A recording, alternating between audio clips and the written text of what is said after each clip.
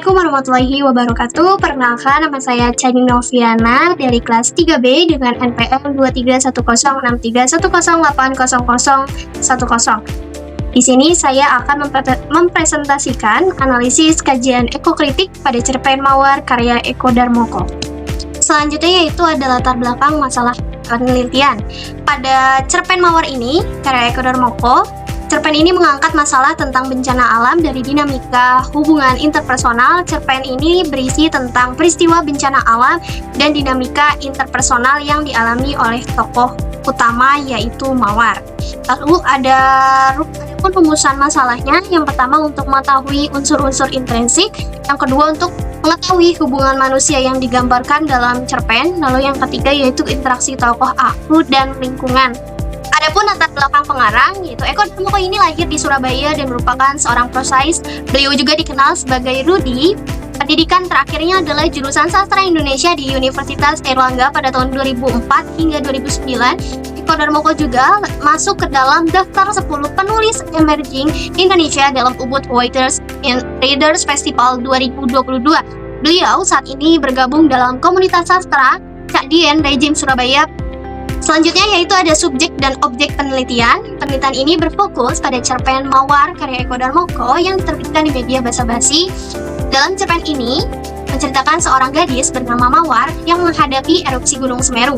Di tengah bahaya yang mengancam ini, Mawar masih teringat dengan kenangannya dengan Nunu dan Didi. Kepanikan pun terjadi dan menggambarkan bagaimana tantangan yang dihadapi oleh tokoh Mawar dalam cerpen tersebut. Selanjutnya yaitu ada pembahasan analisis unsur intrinsik. Yang pertama yaitu sinopsis cerpen Mawar. Mawar sebagai tokoh utama yang digambarkan dalam cerpen Eko Darmoko ini bercerita tentang seorang wanita yang bernama Mawar yang mengalami bencana erupsi Gunung Semeru. Mawar menghadapi situasi yang membuatnya merasa seperti ajal sudah di depan mata. Mawar teringat laki-laki yang sudah lama diidolakannya yaitu Nunu dan Didi. Mawar masih tidak percaya dengan keadaan saat ini, terutama ketika melihat ibu yang mencoba meyakinkan anaknya bahwa mereka pasti akan selamat. Plot dan alur. Pada cerpen Mawar ini, penceritaan plot mundur digambarkan pada tokoh Mawar di tengah situasi bencana erupsi Gunung Semeru. Seketika itu, Mawar mulai dibayangi oleh ingatan masa lalu yang menceritakan tokoh Mawar yang memiliki perasaan dan berusaha memendam perasaan itu hingga saat ini. Plot cerita mempunyai bentuk yaitu D1, H, B, C, dan D2 dengan rincian sebagai berikut. Pada tahap ini, penyelesaian tokoh Didi berusaha untuk mengungkapkan perasaannya dengan rasa kekhawatiran yang terhadap Mawar. Saat itu mereka menuju ke tempat yang aman dan cerita menyiratkan tentang harapan baru bagi Mawar di tengah situasi yang penuh tantangan. Hal tersebut dapat dibuktikan dalam kutipan berikut. Nah, pada kutipan di atas tersebut menunjukkan bahwa tokoh Didi yang berani dengan kucing dan Didi yang berani untuk menyatakan perasaan khawatirnya terhadap Mawar. Selanjutnya, pada tahap D1 yaitu situasi awal, cerpen Mawar ini dimulai dengan menggambarkan situasi Gunung Semeru yang menghantui desa. Selain itu menggambarkan juga tokoh Mawar dengan perasaan biasa saja dalam menghadapi bahaya. Selanjutnya yaitu terdapat kutipan cerpen yang sudah tadi dijelaskan sebelumnya. Nah, pada kutipan ini di atas menunjukkan situasi bagaimana awal yang digambarkan dalam cerpen tersebut. Nah, kemudian pada tahap A yaitu penyituasian merupakan kilas balik yang dialami oleh tokoh Mawar tentang hubungan emosionalnya dengan tokoh Nunu dan Didi. Selain itu terdapat pula interaksi yang diawali dengan alam seperti bencana erupsi Gunung Semeru yang digambarkan dalam kutipan di bawah ini. Terdapat kutipan yang sebelumnya sudah dijelaskan. Pada kutipan ini tuh menjelaskan bagaimana Mawar tidak memedulikan dirinya dan situasi sekitar. Pikirannya yang terus teringat dengan masa lalunya. Lalu kutipan di atas ini menunjukkan bagaimana kilas balik yang dialami oleh tokoh Mawar dan adanya interaksi alam yang digambarkan oleh hujan pasir halus yang menggerayangi desa tersebut. Lalu selanjutnya di tahap B yaitu kemunculan masalah. Tokoh Mawar ini mengalami dilema mengenai perasaannya, apakah dia harus melarikan diri atau tetap berada di desa dengan kondisi yang mencekam tentunya. Pada kutipan ini menjelaskan bagaimana lahar dingin sudah mulai merusak jembatan antar dua desa. Tetapi sayangnya hal tersebut belum membuat Mawar menyadari betapa bahayanya situasi saat ini. Selanjutnya yaitu pada tahap C, yaitu puncak ketegangan, yaitu klimaks. Puncak ketegangan ini meningkat nih. Pada saat ini tokoh Mawar harus membuat keputusan tentang perasaannya di tengah situasi yang berbahaya. Hal tersebutlah yang dapat dibuktikan dalam kutipan berikut.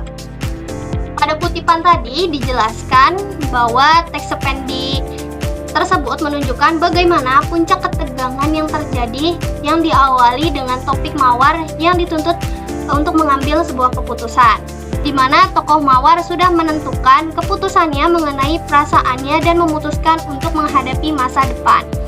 Lalu pada kutipan cerpen yang di bawah ini menjelaskan bahwa kutipan di atas ini menggambarkan Didi dan Mawar yang dipertemukan kembali dan dengan bantuan kehadiran kucing hitam sebagai jembatan penghubung kembali pertemuan mereka. Itu pembahasan tokoh. Yang pertama itu ada tokoh Mawar. Tokoh Mawar memiliki kepribadian yang tenang, pasrah, dan keras kepala yang digambarkan pada kutipan di bawah ini. Nah, dapat kalian lihat pada kutipan di atas ini menggambarkan bagaimana Mawar yang menghadapi situasi bencana erupsi Gunung Semeru dengan tenang dan pasrah. Lalu pada kutipan selanjutnya ini menggambarkan bagaimana Mawar yang keras kepala dan sikap Mawar yang tidak ingin menyelamatkan diri dan kehadiran sosok ibu yang berusaha menasehati anaknya. Lalu yang kedua yaitu ada tokoh Ibu Mawar. Nah, tokoh Ibu Mawar ini adalah tokoh seorang ibu dengan penuh kasih sayang yang digambarkan pada kutipan teks tersebut. Penjelasan dari kutipan tersebut yang menggambarkan bagaimana tokoh Ibu Mawar ini. Nah, pada kutipan tersebut menggambarkan bagaimana Ibu Mawar itu mengingatkan Mawar bahwa dia masih muda dan perjalanan hidup pun masih panjang, dan memberikan sebuah nasihat kepada Mawar untuk menyelamatkan diri. Lalu ada yang ketiga yaitu tokoh Nunu. Nah, Nunu ini memiliki perasaan terhadap Mawar, namun tidak memiliki keberanian dan tekad untuk menyatakan perasaannya kepada Mawar yang digambarkan dalam kutipan di bawah ini. Lalu pada kutipan tersebut menggambarkan sikap Nunu terhadap Mawar dan menunjukkan perkataan teman sebaya Mawar yang menyatakan bahwa Nunu merupakan seorang pengecut yang tidak memiliki keberanian untuk melamar Mawar. Selain itu, menjelaskan juga tindakan yang dilakukan oleh Nunu. Lalu yang keempat, yaitu ada tokoh Didi. Nah, tokoh Didi ini adalah laki-laki yang bertemu dengan Mawar di Mahameru. Didi merupakan sosok laki-laki yang setia, peduli, dan berani. Lalu selanjutnya, tokoh gadis teman sebaya Mawar, yaitu seorang gadis yang merupakan teman sebaya Mawar yang sangat perhatian kepada Mawar, yang digambarkan dalam kutipan tersebut. Nah, pada kutipan tersebut ini menunjukkan bagaimana gadis ini menasehati Mawar akan Nunu yang selama ini hanya diam saja dan tidak berbuat apa-apa terhadap Mawar. Lalu pembahasan selanjutnya yaitu latar. Nah, terdapat latar tempat. Nah, latar tempat ini berlatar Gunung Semeru yang merupakan latar utama yang digambarkan dalam cerpen Mawar. Lalu ada desa yang merupakan tempat tinggal Mawar yang berada di kaki Gunung Semeru. Lalu ada Ranu Kumbolo yang merupakan tempat dengan penuh kenangan indah bersama Didi. Lalu selanjutnya yaitu ada Balai Desa sebagai tempat pelarian para warga sekitar untuk menyelamatkan diri. Terdapat latar waktu. Nah, latar waktu ini tuh digambarkan pagi hari, siang hari, atau sore hari. Lalu ada latar sosial budaya. Nah, latar sosial budaya ini digambarkan sebagai sosok Mawar sebagai perempuan yang menunjukkan bagaimana karakter Mawar itu menunjuk konflik internal antara keinginan pribadi dan tradisi tentang ketidakberanian Mawar yang menunjukkan tekanan sosial dan budaya yang menghambat kebebasan ekspresi perempuan. Lalu selanjutnya itu ada sudut pandang. Dalam cerpen Mawar ini menggunakan teknik sudut pandang orang ketiga yang dimana narator menggambarkan tokoh Mawar dan perasaan yang tidak dialaminya. Lalu bahasa. Penulisan dalam cerpen Mawar menggunakan gaya bahasa majas dan imaji penulis sering menggunakan kata-kata puitis dan simbolis dalam penulisannya. Lalu selanjutnya yaitu ada amanat.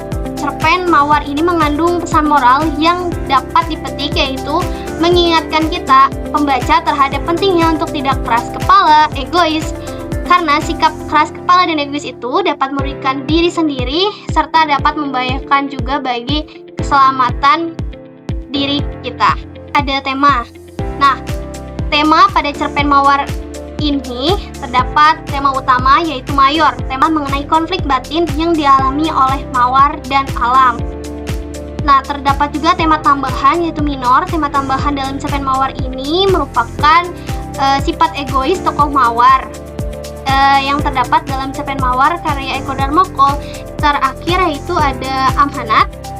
Cerpen Mawar ini mengandung pesan moral yang dapat dipetik, yaitu mengingatkan pembaca terhadap pentingnya untuk tidak keras kepala dan egois, karena sikap keras kepala dan egois ini dapat merugikan diri sendiri dan dapat membahayakan juga bagi keselamatan diri sendiri.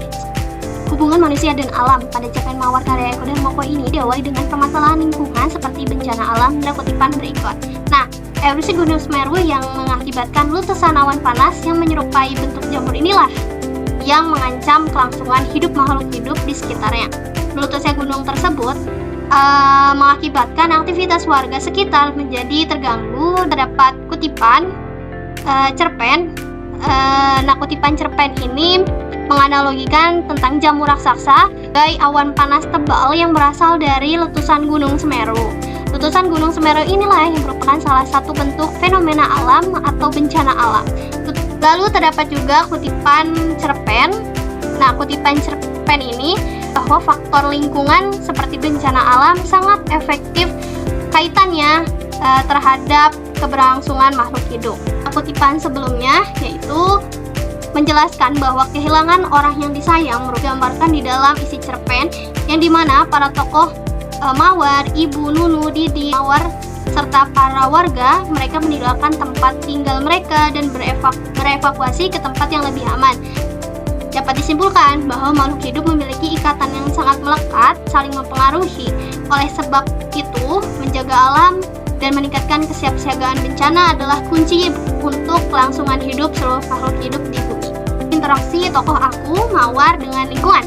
Interaksi beberapa tokoh dalam novel Mawar karya Eko Darmoko ini seperti tokoh Mawar yang memiliki hubungan mendalam antara dirinya dan tempat tinggalnya dapat dilihat pada kutipan berikut.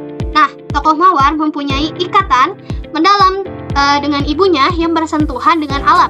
Hal ini ditunjukkan dengan ibu Mawar yang memanggil namanya dari jauh untuk memberitahu anaknya agar menyelamatkan dari letusan Gunung Semeru. Selain itu, karakter Mawar mempunyai perasaan emosional yang mendalam terhadap dua karakter, yaitu tokoh Nunu dan tokoh Didi. Hal ini ditunjukkan oleh tokoh Mawar yang mengingat akan masa lalunya ketika ia bertemu dengan tokoh Didi dan tokoh Nunu. Si keduanya diawali ketika bertemu di pasar kecamatan. Hal itu yang membuat tokoh Mawar jatuh cinta pada saat pandangan pertama. Selanjutnya, pada cerpen tersebut, tokoh Mawar mempunyai ikatan mendalam dengan ibunya yang bersentuhan dengan alam. Hal ini ditunjukkan dengan ibu Mawar yang memanggil namanya dari jauh untuk memberitahu anaknya agar menyelamatkan dari letusan Gunung Semeru. Kutipan cerpen ini disimpulkan bahwa Mawar memiliki hubungan yang spesial dengan karakter Didi dan Nunu.